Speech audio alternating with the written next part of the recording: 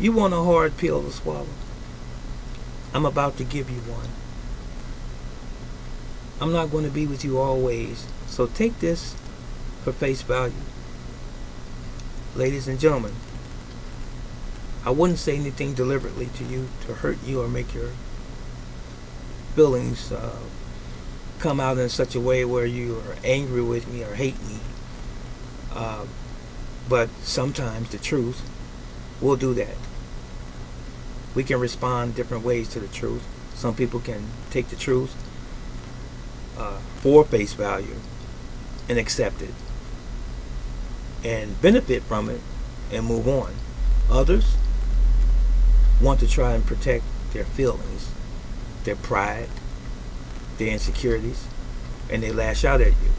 Others will clamor up, go into seclusion, hide, be distant, become introverted. I don't know where you find yourself or fall in that category. But here it is, straight from the hip. We need to start accepting how things really are as it relates to people that we encounter. Strangers, family members, and friends, associates, and so forth. Look at people for how they really are and don't try to change them. You know, it is said between about the ages of 5 years old, approximately, to 8, an individual or a child has formed their own personality. They have their likes, their dislikes, and their character, for the most part, is already defined within them. And they are who they are and will be. Now, notwithstanding, there's a very, very firm hand kept on that child, male or female, by mom and dad, hopefully, from early childhood up. What happens oftentimes is that we let go the apron strings. We back away from our children and we let the world raise our children. We let the internet raise our children. Video games, Xbox, PlayStation, cell phones, YouTube, and so forth. We let those devices and those electronic things take over and become the babysitter and the instructional tools, if you will, for that child's future. We have taken the responsibility of parenting away from ourselves, collectively speaking, and we've given it to other institutions, the school systems, the judicial system, the medical industries, even the food industries, and on and on. What happened to us parents? I'm a baby boomer. What happened to us that we don't care about the development of our children anymore in a meaningful way? So, what I'm getting at is this. I know you got something from what I just said, but what I'm getting at is this. I'm talking about adults now, those children who have grown up. If you have a family member or a friend that brings a disturbance in your life, what do you mean, brother teacher, disturbance?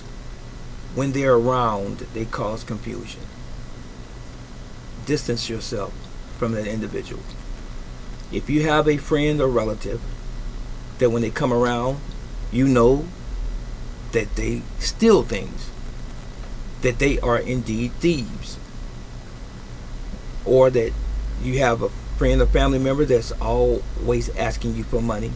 They have a job, they're gainfully employed, and they're begging for money for you all the time, from you rather. You have to distance yourself.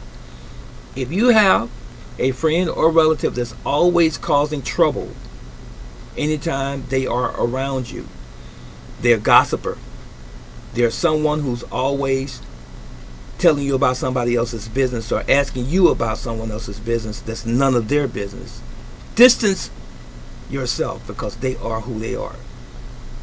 If you feel uncomfortable in the presence of any of these people, even if they are your family members, and I know it's hard, if you feel uncomfortable, first of all, these traits began as a child, bringing it on home, and now they're adults. They're older versions of when they were children. Distance them. Do it out of love. You don't have to argue.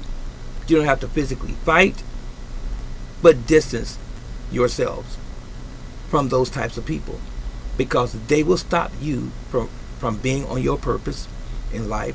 They will stop you from achieving your goals, and then you'll be blaming them indirectly. Sometimes you don't have the nerve, or you don't have the guts or the courage to confront them directly and say, you stopped me from doing this. No, they didn't. You stopped you, because you didn't separate yourself from them during those times. You have to man up and woman up and accept that people are who they are, and they're not going to change. If people change, and when they change, it happens from within, and it's going to be an independent decision on their part. And the only other way that they're going to change, it's going to have to be a divine revelation that's going to cause them to change. But you and I can never change them. It's that simple. If you're in a relationship that's abusive, distance yourself. Whatever it takes for you to do that, distance yourself. If you want a peace of mind, if you want your sanity, if you want to continue on in a meaningful way for the rest of your life. That was really it. If a person is a thief, that's who they are. If a person is a liar, that's who they are.